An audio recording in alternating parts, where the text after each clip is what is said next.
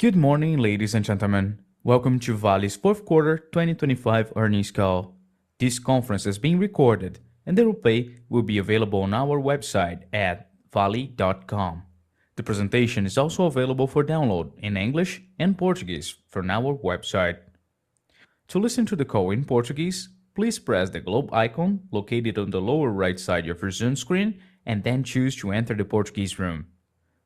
Then you can select Mute Original Audio so that you won't hear the English version in the background.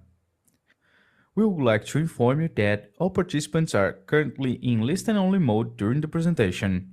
Further instructions will be provided before we begin the Q&A section of our call. We would like to advise that forward-looking statements may be provided in this presentation, including Vale's expectation about future events or results, encompassing those matters listed in the respective presentation. We caution you that forward-looking statements are not guarantee of future performance and involve risks and uncertainties. To obtain information on factors that may lead results different from those forecast by Vale, please consult the reports Vale files with the U.S. Securities and Exchange Commission (SEC), the Brazilian Comissão de Valores Mobiliários (CVM), and in particular the factors discussed under forward-looking statements and risk factors in Vale's annual report on Form 20-F.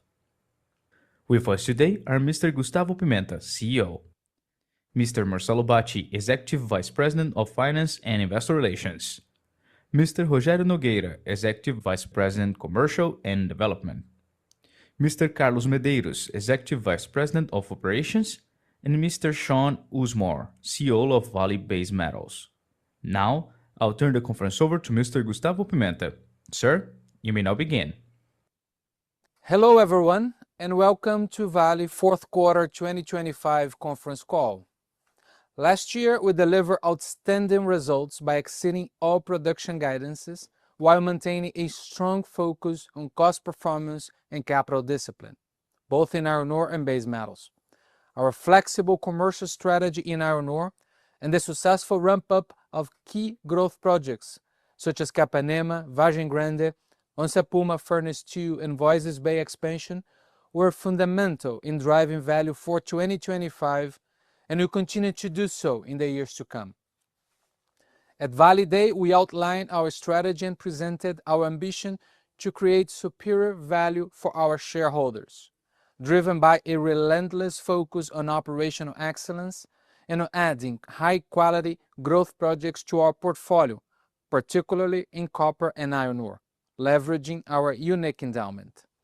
I am extremely confident that by executing on this long-term strategy, we will generate significant value for all of our stakeholders.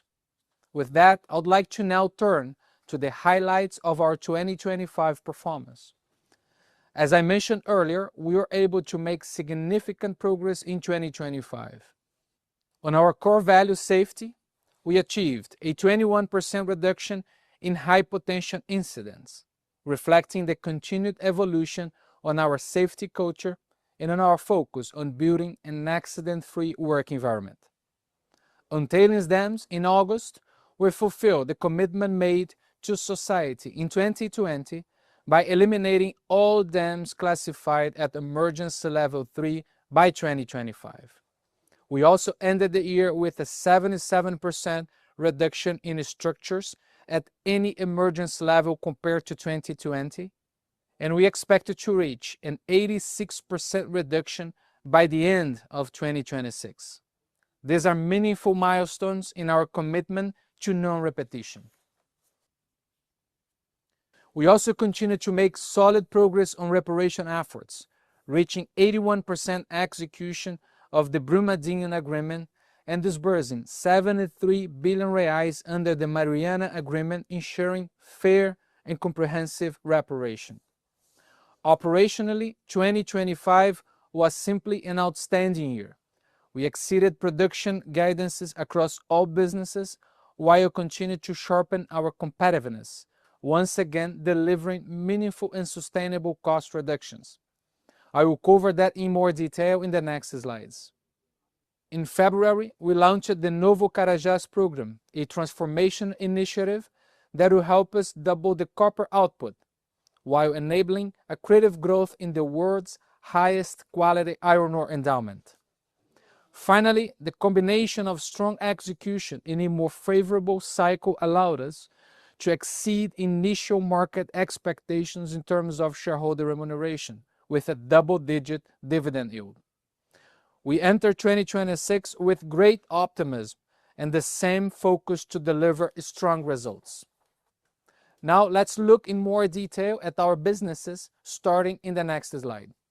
Iron ore production reached 336 million tons in 2025, 3% higher year-on-year and the highest level since 2018.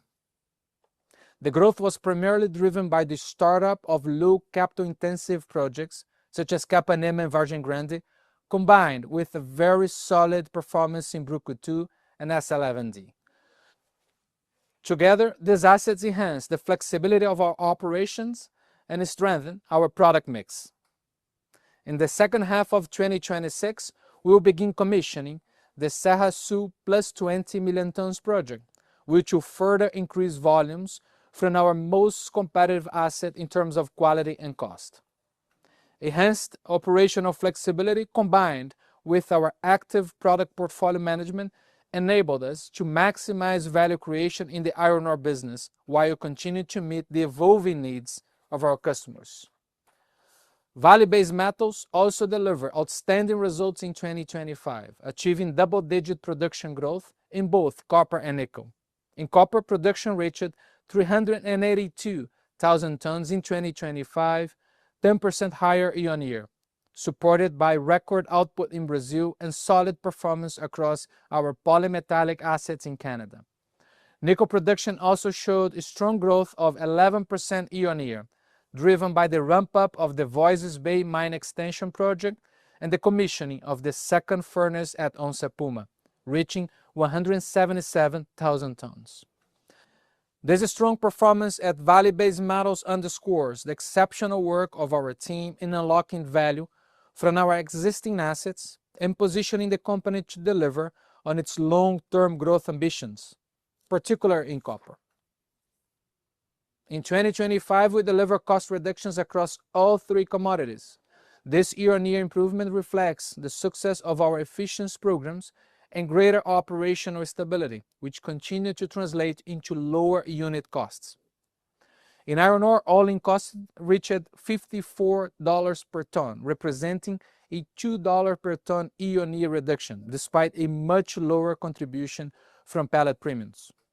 In copper and nickel, all-in costs declined by 77% and 27% respectively, driven by higher byproduct prices and volumes. Looking ahead, we remain firmly committed to further strengthen our cost competitiveness across the portfolio. We are very confident in our ability to deliver our guidances once again in 2026, reinforcing Vale's position at the very low end of the global industry cost curve. Before passing on to Marcelo, let me briefly touch on capital allocation. Our capital allocation remains robust and disciplined, combining consistent organic growth with above-average shareholder remuneration. The new Carajás program continues to advance as planned. In January, we received the construction license for the Bacaba project, and construction works started on schedule. The startup is expected in the first half of 2028, with an annual copper production capacity of 50,000 tons. We also conduct a thorough review of our CapEx program in 2025. This resulted in an annual optimization of more than $500 million and allowed us to establish a new long-term CapEx guidance below $6 billion. Finally, in November, we announced a $2.8 billion in dividends and interest on capital. In 2025, Vale delivered a dividend yield of 16%, reflecting our confidence in the long-term prospects of our businesses. As I mentioned at the beginning of this presentation, our ambition is clear. We are committed to creating superior value within the sector, and I'm highly confident we will achieve that by consistently executing on our strategy. I will now pass the floor to Marcelo Bacci, who will walk you through our financial performance. I will return afterwards for closing remarks. Marcelo, please. Thanks, Gustavo, and good morning, everyone. As Gustavo highlighted in his opening remarks, 2025 was an outstanding year for Vale, with strong performance and consistent execution across all three businesses. We delivered robust results and entered 2026 with great confidence and clear momentum. In the fourth quarter of 2025, our pro forma EBITDA reached $4.8 billion, representing an increase of 17% year-on-year and 10% quarter-on-quarter. As shown on the slide, this strong performance was primarily driven by an excellent quarter at Vale Base Metals, supported by favorable pricing conditions for copper and byproducts, while continuing to capture meaningful operational gains across our polymetallic operations in Canada. As a result, Vale Base Metals EBITDA more than doubled both year-on-year and sequentially, reaching $1.4 billion in the quarter, clearly demonstrating improved operating performance as well as the earnings power of this business. In iron ore, we also delivered strong results, with EBITDA remaining at a solid $4 billion, with higher sales volumes and improved realized prices compensating for the BRL appreciation in the quarter. Now let's turn to our cost performance. During the quarter, our C1 cash cost, excluding third-party purchases, increased by 13% year-on-year. This was primarily driven by the unfavorable BRL exchange rate and higher planned maintenance activities in the Northern System, with a clear focus on optimizing performance and ensuring long-term asset reliability.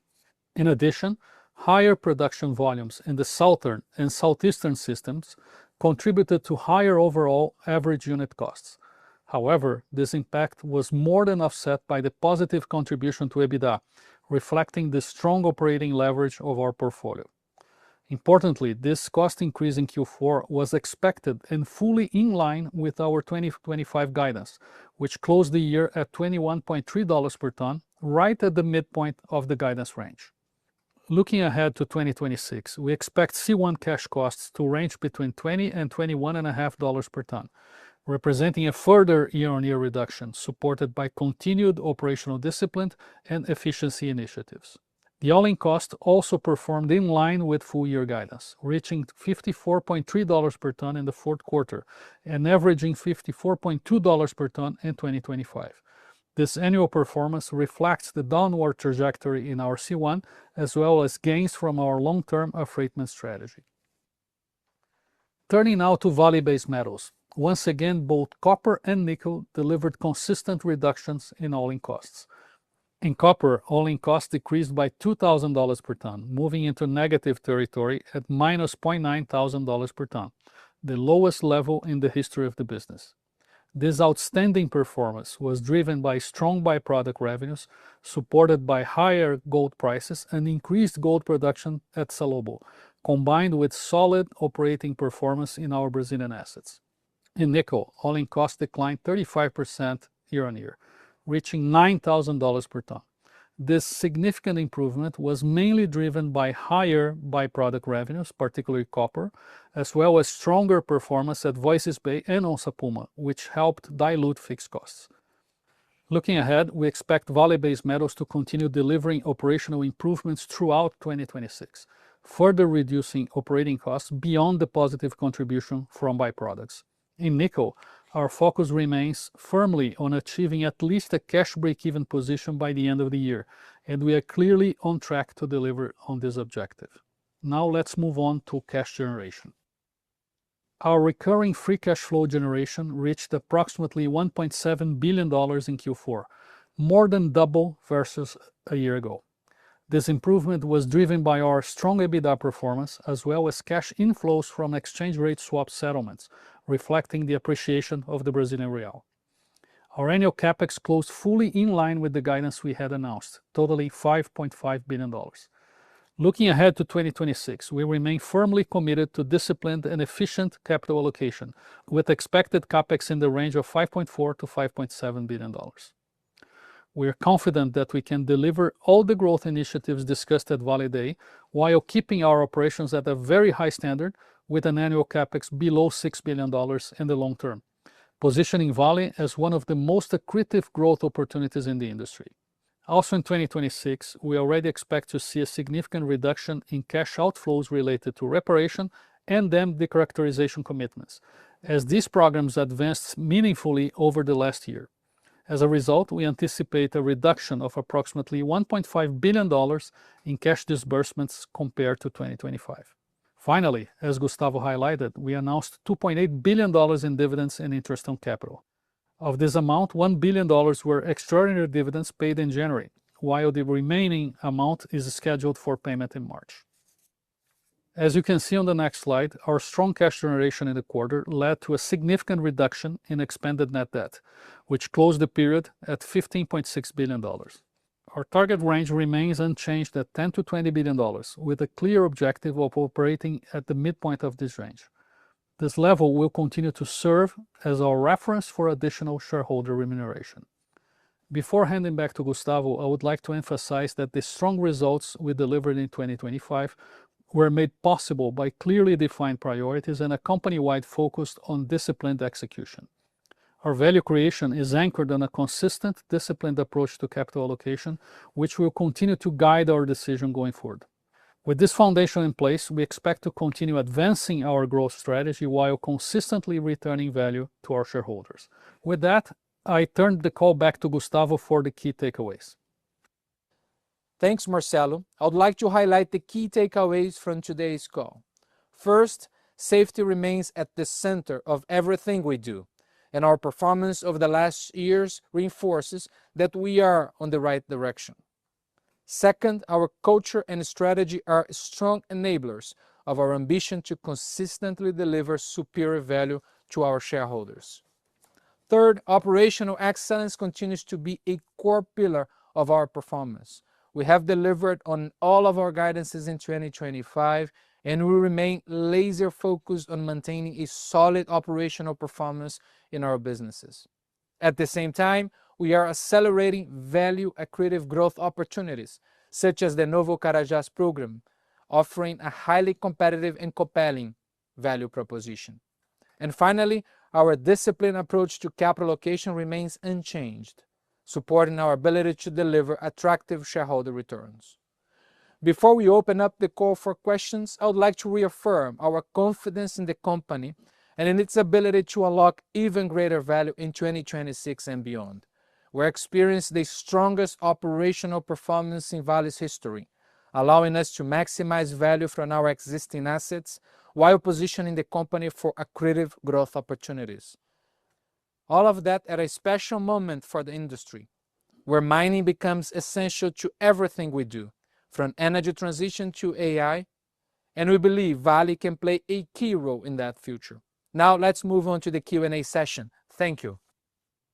We are going to start the Q&A section of the call. If you have a question, please click on the Raise Hand button. If your question has already been answered, you can leave the queue by clicking on Lower Hand. Please ask your questions in English and limit your questions to 2 at a time. Our first question comes from Leonardo Correa from BTG Pactual. Please, Mr. Correa, your microphone is open. Hello, good morning, everyone. Thank you so much for taking my questions. So a couple ones from me. First one maybe for Sean on the very solid results coming from VBM, right, Sean? So we saw a very strong cost performance, and my question relates to that. If we look at the copper all-in numbers, they were negative, right? Around $800 per ton. Nickel was $9,000 per ton in the quarter, which I can imagine is highly influenced by the very strong byproduct credits that you guys are realizing in several precious metals and also gold, right? So curious to see, apart from that byproduct credit scenario, which has been helping, I mean, just curious to hear about some other, let's say, bottom-up initiatives. In terms of the guidance, right? I mean, on this topic, the guidance at Vale is about $1,000 to $1,500 in copper, all-in costs. In nickel, it's around, let's say, $13,000 all-in costs. So you guys are materially below the guidance that you delivered couple weeks ago, right? So I just wanted to understand whether you see, let's say, some upside potential or or better, some downside potential on the cost guidance you gave some weeks ago? That's my first question. The second one, and this is for Gustavo. Gustavo, I think the introduction was very clear on how strategic this is all becoming, especially your copper assets, which the market for many years has not really looked into, right, and has not really valued.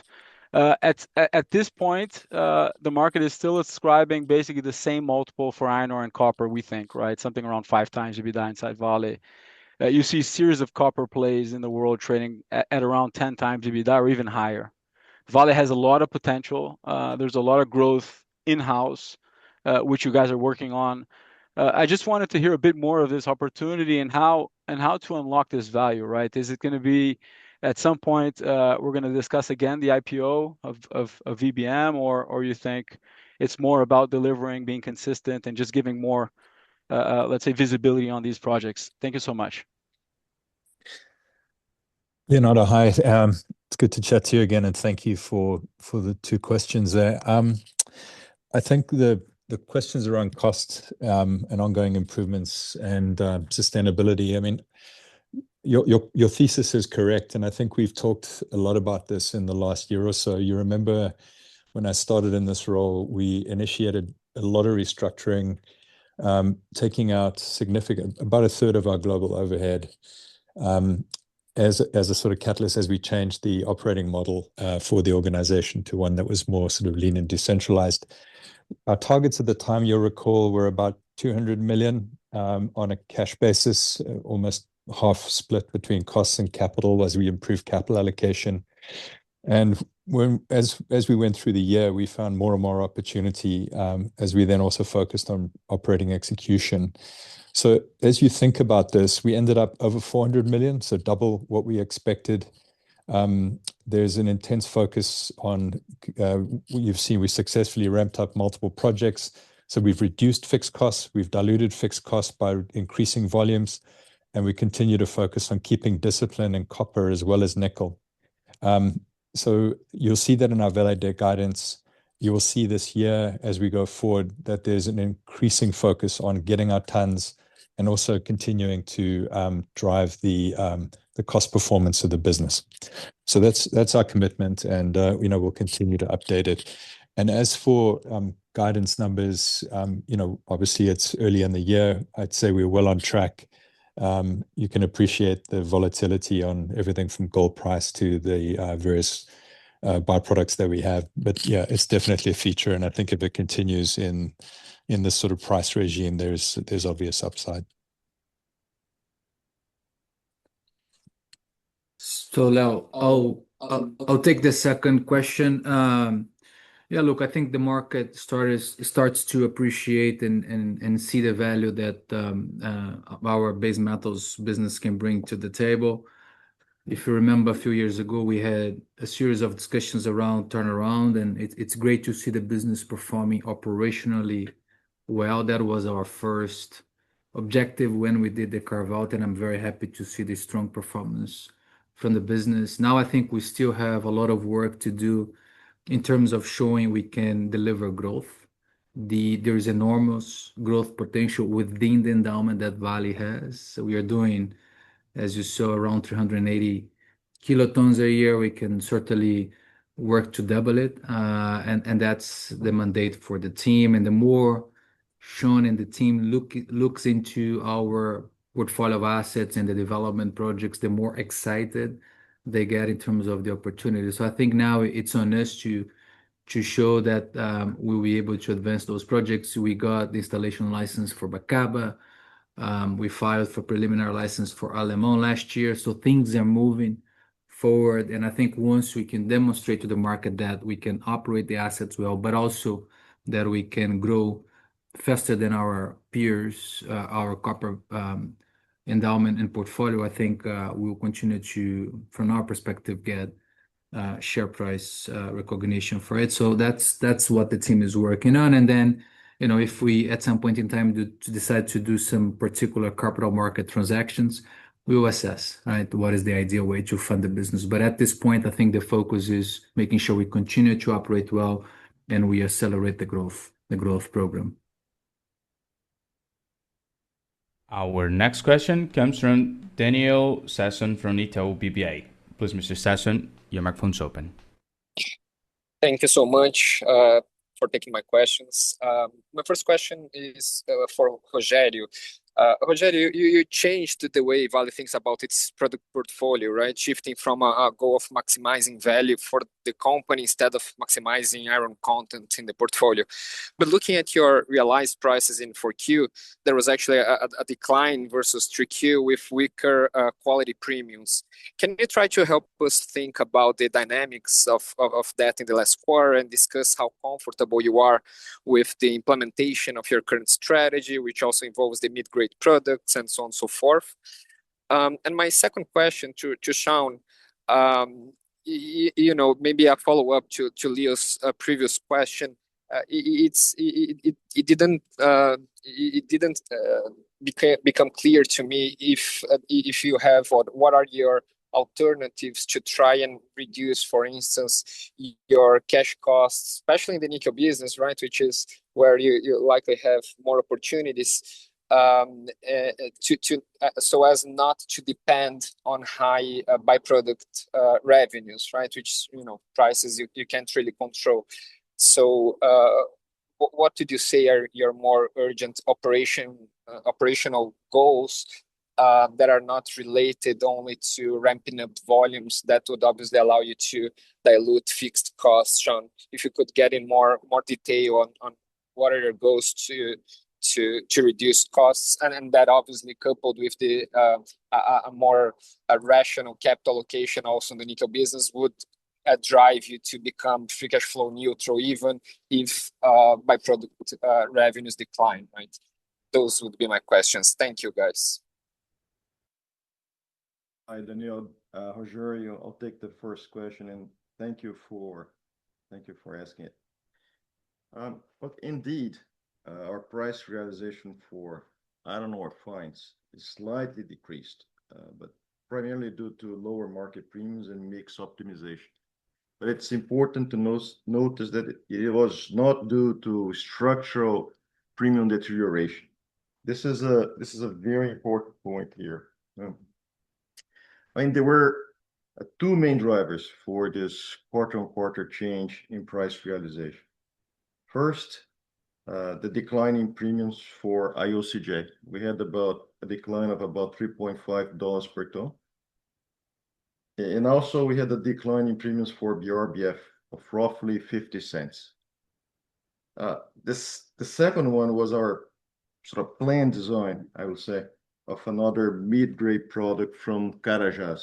And we're trying to do it to optimize production, but also to maximize the use of our resources and test some additional specs in the market and see customer response.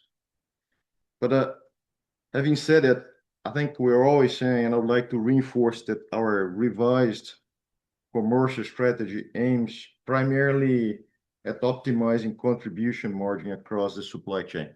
And we've been saying that it's not about optimizing price realization independently. It's looking at the whole supply chain and optimizing contribution margin. I think also I'd like to call the attention to the fact that the premiums of our flagship products, especially the main ones, remained very resilient despite low steelmakers margin globally.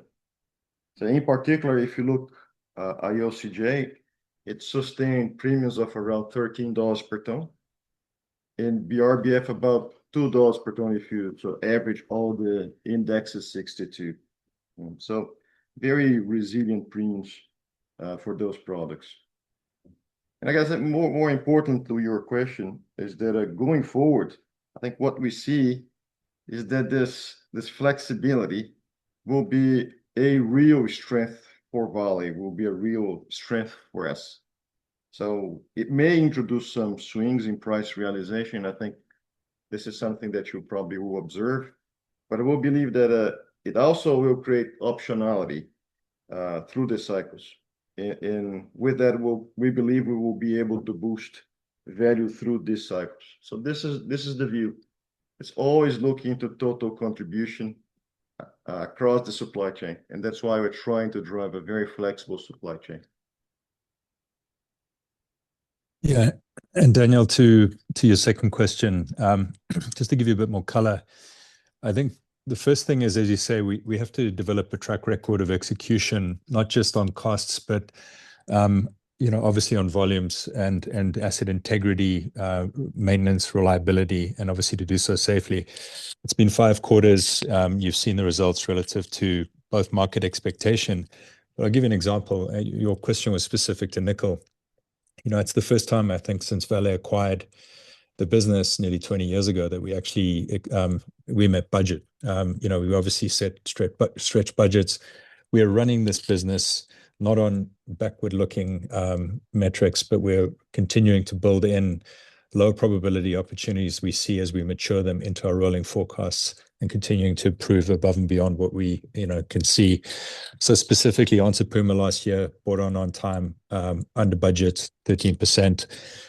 We achieved record production even last year for that asset with that second furnace. This year, we'll be running at full entitlement and will, even in a lower cost environment, be generating cash.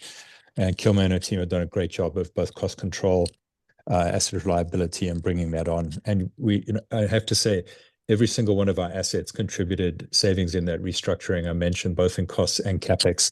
And to Gustavo's point earlier in his opening remarks, continue to find these opportunities, and that's what we're pushing.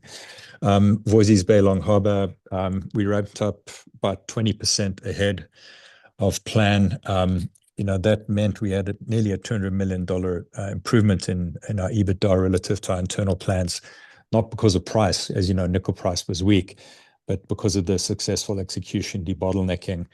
And what happened in turn is the feed that we put through Long Harbour allowed us for the first time in its 11-year history to hit record production. Now, with that asset now fully ramped up at Voisey's, the challenge is for us to continue to run that at capacity in the year ahead, which will, while we continue to lower cost and dilute fixed costs. Sudbury, you remember we were looking to maximize the throughput of our 6 mines through the Clarabelle Mill. It's the biggest throughput at 5 million tons we've had since 2016. We have to go, and we will go beyond towards 7 million in the coming years. And there's an intense focus. We've got breakouts of where the dominant constraints are.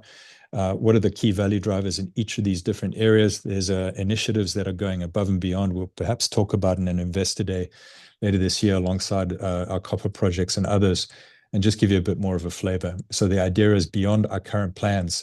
We recognize that we have to be in the lower half of the cost curve, not relying on byproduct credits, and we're not there yet. And you'll recall Gustavo at Vale Day last year saying that we've made a commitment to get to cash flow break even in lower price environments by the end of this year. And there's a lot of initiatives to focus on us doing that.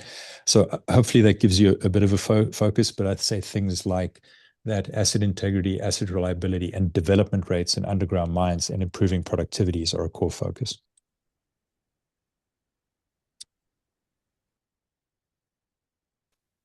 Our next question comes from Alex Hacking from Citi. Please, Mr. Hacking, your microphone's open. Thanks. I had a couple of questions on nickel. Given your experience operating in Indonesia, how do you interpret the changes to the licenses there, firstly? And then secondly, do you see this as something that could be a structural change for the nickel market in terms of supply and price? Thank you. Alex, I think it's a question that everyone is asking. You've seen the price response in the last periods. We've seen very clear guidance and I think a realization with the Indonesian government that they have an ability here to, address some of the significant oversupply. And there's also environmental and other aspects I think they're focusing on. So I'd say going to the thematic that was, I think, raised in the last couple of questions, we're cautiously optimistic, but we recognize we're on the wrong end of the cost curve still on our journey. And candidly, from a competitive point of view, I don't want to rely on the kindness of strangers to make sure that this business is resilient. So I'm cautiously optimistic. You will see that, you saw the write-downs that we took on nickel really as a focus on our disciplined capital allocation. This is focused on legacy. I want to make sure that this business is run as lean and as efficient and as cost competitive as we can. And then indeed, if we continue to find, let's say more rational participation and supply occurring in Indonesia and elsewhere, our shareholders will be the net beneficiaries of that. The focus is on what we can control.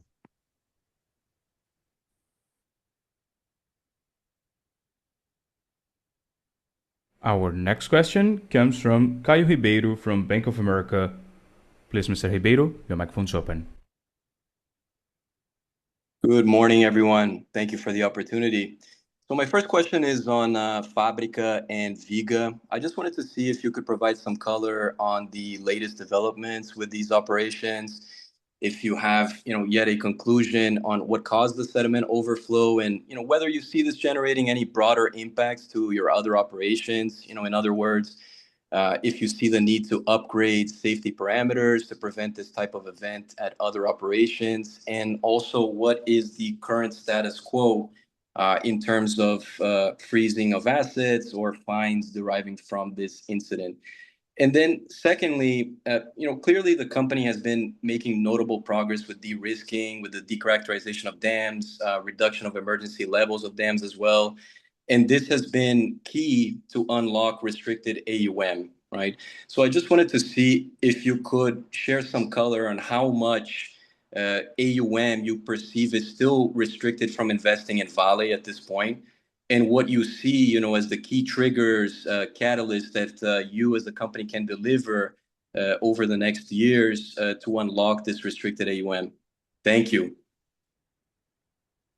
Caio, thanks for a question, Gustavo here. I'll cover the first one and then Marcelo will cover the second one. So on Fábrica e Viga, what we had there was overflow of water with sediments, mostly related with very heavy rainfalls that we faced during that particular period. We've been since then working to restore the operational conditions of the site. The impact has been limited, so we expect that in the next 2 to 3 weeks, most of the work will be done and we'll be ready to reestablish operations, certainly depending on the authorities for us to resume operations. We are taking a deeper look at our facilities to see what else can we do to make sure we become even more resilient given the changes that we are all facing in terms of climate change and so on. And we will incorporate those learnings for our existing facilities and others. I think it is important to highlight that none of our dams and geotechnical structures have faced any impact, and in fact, they performed very well during this rainy season. We do monitor them 24/7, and the work that we've been doing over the years have demonstrated that they continue to be resilient and performing very well.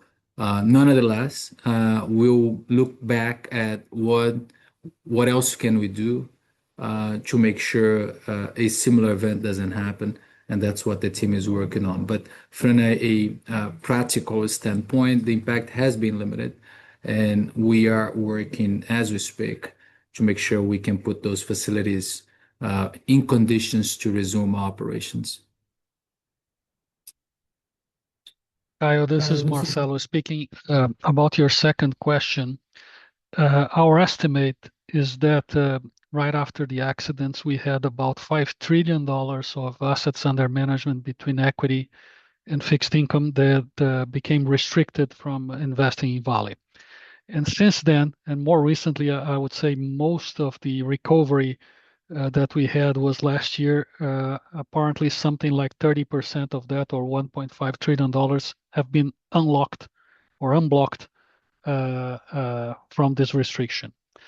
I think the main events related to that is the improvement in the ESG ratings that some of these investors follow, and we've been consistently improving. But some of them also have their own criteria. So in parallel to working on delivering the KPIs that are important for the ESG ratings. We're also working directly with some of these investors in order to understand what we still have to do to come back to their portfolios.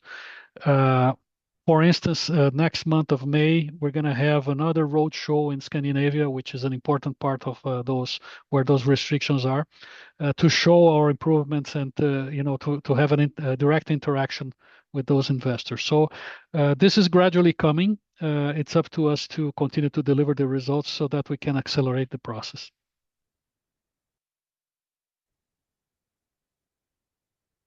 Our next question comes from Christopher Lafamina from Jefferies. Please, Mr. Lafamina, your microphone's open. Hey guys, thanks for taking my call, and I apologize if you addressed this earlier. I had to dial in late. So my question is around the commercial strategy in iron ore, and I'm wondering a couple of different factors there. So first, obviously, with the emergence of CMRG, which is doing a lot of blending, does that impact the potential premiums that you might get on some of your blended ores? Because your blending strategy has been far ahead of your peers, and I'm wondering how what CMRG is doing might impact that. And secondly, just in terms of your pricing, I mean, pricing against the benchmark historically, effectively against the Pilbara blend, which was 62% Fe content ore, and now that's 61%. And I'm wondering if your discussions with your customers are in pricing relative to the benchmark, like where it is today versus where it's been historically, or are you looking at bigger premiums just because the benchmark is lower quality? In other words, if I were the Chinese, I would say historically you've gotten a 5% premium to the benchmark or whatever, it's 5% premium today, but the benchmark is lower quality ore, your premium should be bigger. Are you getting bigger premiums as a result of that? I'm not sure if that question was clear, but if it was, any help would be appreciated. Thank you. Hey, Christopher, Rogério. No, it was very clear. To your first point about CMRG and the blending strategy, more broadly, I think we've been discussing with CMRG always with the view of creating win-win opportunities. So it has to be something for us to operate on a differential basis that we create value for both of us. In regards to the blending strategy, CMRG has its own goals of having its own blending yards, but it hasn't, and we don't believe it will affect our blending strategy in China. And in particular, even if they have their own blend yards, I think you may think about the world as a single big blast furnace. So whatever comes in is what makes a difference, and it's not how it is blended. So the strategic thinking is about what kind of product, what kind of chemistry, what kind of size distribution we offer to this sort of big world blast furnace, okay, if you will. Your second question about the benchmark, it's what we do generally in our contracts is that we have a basket of indexes. So some of them we use Platts 62, some of them we use Metal Bulletin 62, Metal Bulletin 62 low alumina. So to a certain extent, some clients are actually looking to move from the 62 to 621, which will become a more liquid index in the market, and it's a reality. But it doesn't affect our price realization, if you will. I think if anything, it will change the price differential. And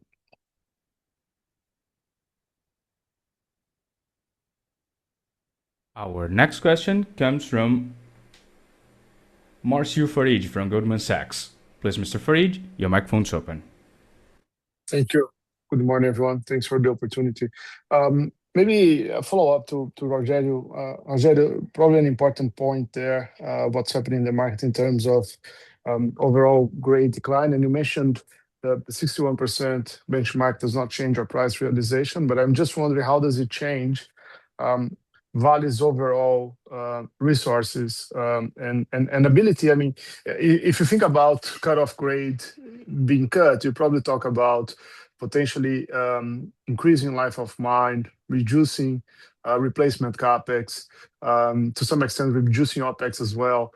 And that seems to be where the liquidity and where the demand for China is going to come from, right? So just trying to understand how does this kind of degrading trend we are seeing globally affects Vale's resources on the ground, that would be great. And if you can follow up in terms of CMRG discussions, we're obviously hearing a lot about what's happening between CMRG and BHP, at least on the news, but just wondering if that kind of hard conversation is, it can eventually contaminate Vale as well, where it's being very specific to this one case.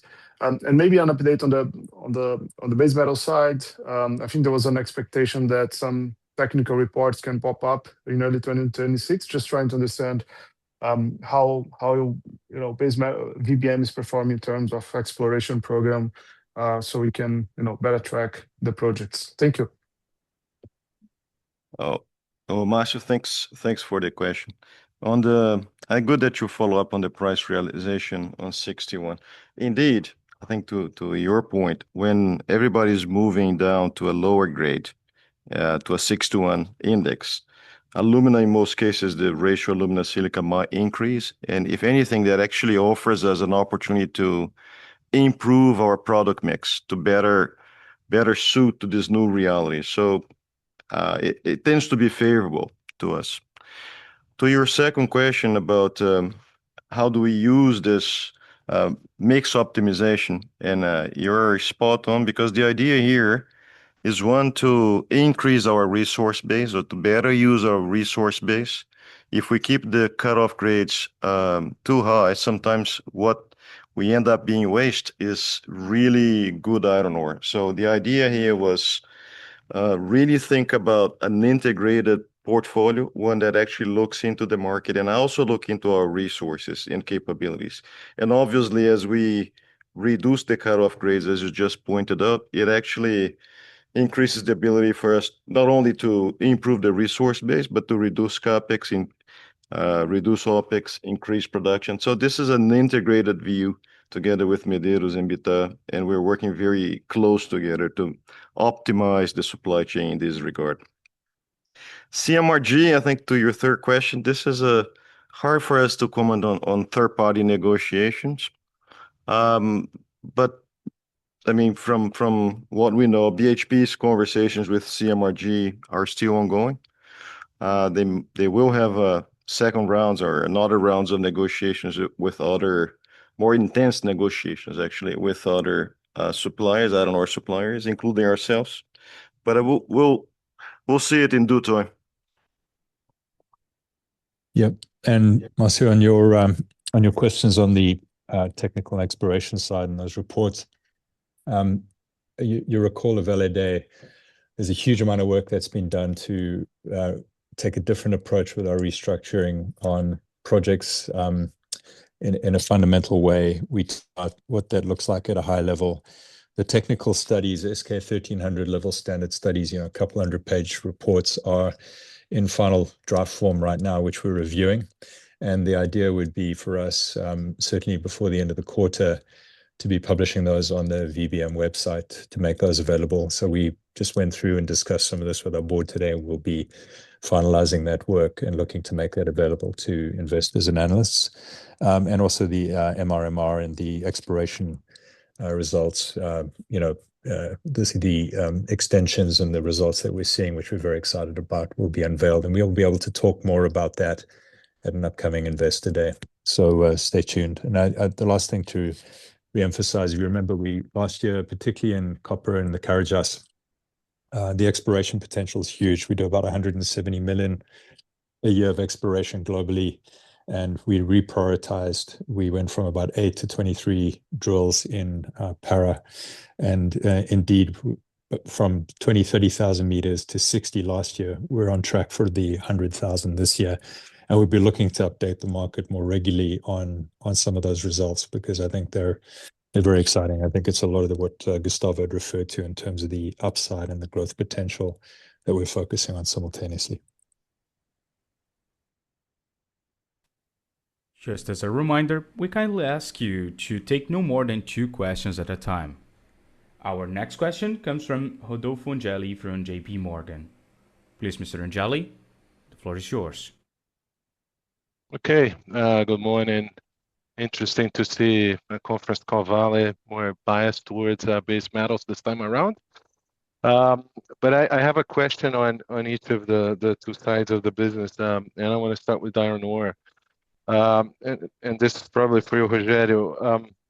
I think one question we got a lot from investors into this year is about the strength of iron ore pricing. I guess investors were more on the bearish side.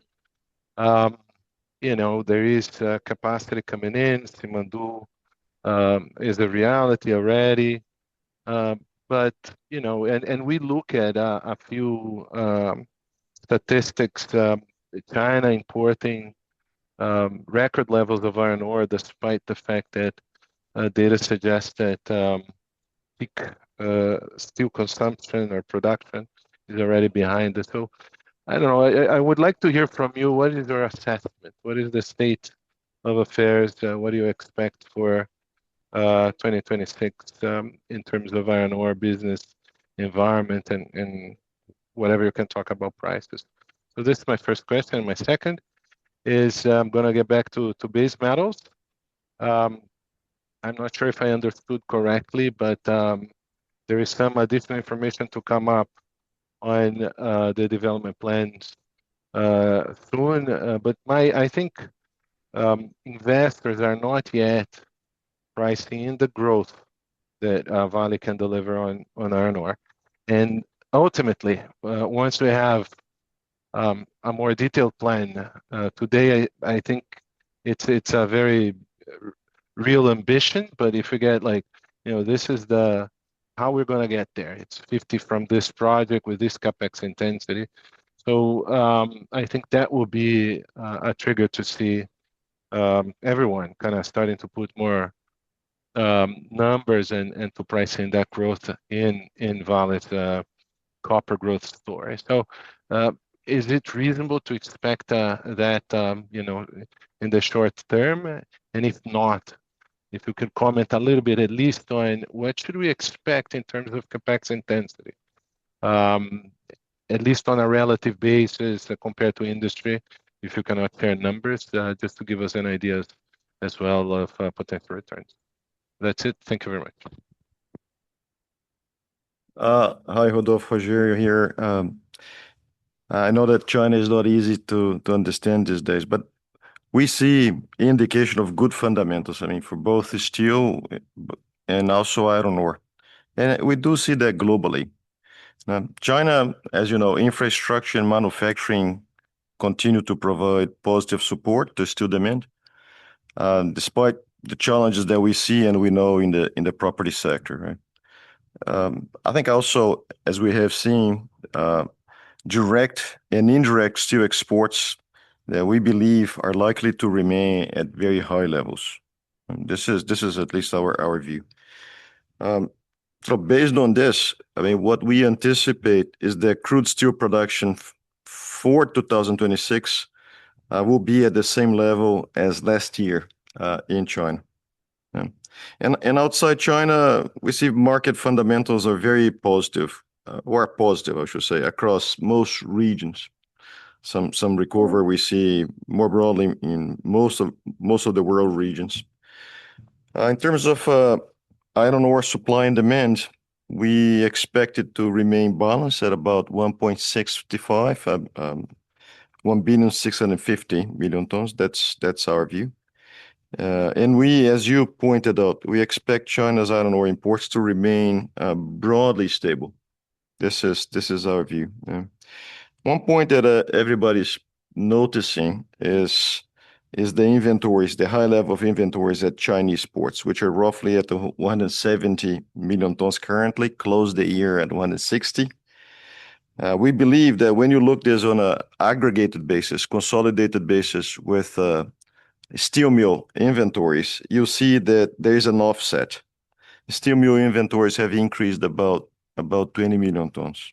So overall, when we look at it on a consolidated basis, iron ore inventory remains about 35 days of consumption, which is, if you look back, it's within the typical range for this time of the year. So when we put this all together and we we see that steel and iron ore fundamentals, they point to a healthy price level for 2026, despite the usual volatility that we see. So when you say similar to last year, we're acknowledging there may be volatility throughout the year. Okay. Specifically on Simandou, as you asked, we believe Simandou will come to the market gradually. And as we have been talking and we emphasized during the VALE Day, the Simandou additional volumes will be offset by depletion in the industry. Yeah, thanks. And then specifically to your question, look, firstly, I came to this job excited actually about exactly what you've just said, that I think I can't think of, I'd say, a better under-recognized copper growth profile than what we are seeing in this business. And I think that was the very idea that brought Gustavo and the team to sort of carve out VBM. I'd direct you to a few quick things. The first is, and I think you see it in these results, we have to deliver in the immediate term. So there's quarterly delivery that we've been focusing on, and you see that in a number of occasions exceeding guidance. That's the earning at least some recognition of what is possible operationally. And then if you go back to the VALE Day material on the website, there was a huge focus on this. We actually overlaid on the slide as we restructured our approach to projects, particularly the copper growth side. We took projects where we've dramatically low capital intensity. So, for example, Bacaba, we've just got the LI. We're well on track now in execution, which will bring online in the first half of 2028. That is nearly half the capital it was a year ago. The return's gone from mid-teens to over 50%. And it's more of a brownfields project in terms of risk. As you can appreciate, it's extremely attractive from a capital intensity point of view. Of course, particle flotation at Salobo, next one, nearly 30,000 tons of additional copper. That's the 2029 timeframe. We're well advanced on that. We're looking at actually doing some early works now, and that's nearly half the capital intensity, and you're talking over 50% rate of return. Brownfield site project. Alemão is the next one. It's a brownfield site. We've changed the mining method from sub-level cave to sub-level stoping. The returns have gone from mid-teens to mid-20s plus, and that'll be we just November last year submitted the first license for that. So we've got this mapped out. We've accelerated. We've changed the sequence. It compares extremely favorably. You'll see it on our website, the capital intensities, and to your point, the technical studies, the execution, and I don't think at this point the IR team has released a date, but in the near term, we'd be looking to have an investor day to go through more of the detail with the team on the projects, the details, the operational improvements, and the things that have been discussed on this call in terms of cost improvements in both nickel and copper. And the other one is exploration, because I think it's extremely exciting and it's underappreciated. Our next question comes from Carlos de Alba from Morgan Stanley. Please, Mr. de Alba, your microphone's open. Yeah, good morning. Thank you very much. I want to go back now to capital allocation. Given the share price strong rally and where you are in the expanded net debt range, what is the view on returning excess cash to shareholders, potentially more buybacks, more special dividends? How is the company thinking about it? Hi, Carlos. Marcelo speaking here. I think the current market conditions are favorable for cash flow generation. So in case we start to go in the direction of lower than the midpoint of our range in terms of expanded net debt, there's a chance that we have additional returns to shareholders. Last year, we favored the dividends because of the change that came on the taxation that was effective in the beginning of this year. For future allocations, we will see what is the situation at the moment. We tend to be more balanced, but it will depend on the relative valuation. But definitely, we will consider both dividends and buybacks.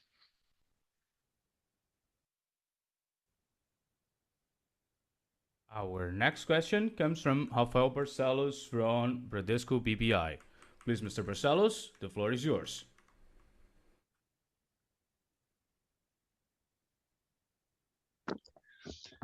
Hello, good morning. Thanks for taking my questions and congratulations for the results. Rogério, how should we think about your mid-grade volume strategy this year? I mean, especially considering the increase in this type of product coming from Carajás. And what are you seeing in the freight market? I mean, which appears seasonally stronger this year. I mean, forward curves are pointing higher. So I'm interested to understand.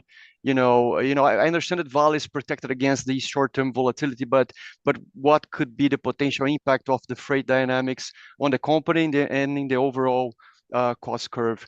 And my second question regarding M&A initiatives. Gustavo, we've continued to see a very active M&A news flow across the sector. So how should we think about Vale's positioning in this environment? And most recently, I mean, we saw discussions involving Rio Tinto and Glencore. So if something were to materialize there, how could that affect Vale's partnership with Glencore in the Victor operation in Canada? And more broadly, how should we think about future partnerships in Canada? Thanks a lot. Hey, File. Thanks for the question. In terms of your question on mid-grade products from Carajás and the volume, I think as we mentioned, we are increasing it recently, and we're expecting from 40 to 50 million tons this year. But it is based on a market assumption of what the market wants, is looking at what the market dynamics is currently. But again, the ultimate volume, the final volume, will depend on the market. What we're trying to do, as we said in the beginning, is adjust our product offering according to the market. So if the market values more higher quality products, which actually yield higher productivity to the steel mills, we may shift our product portfolio.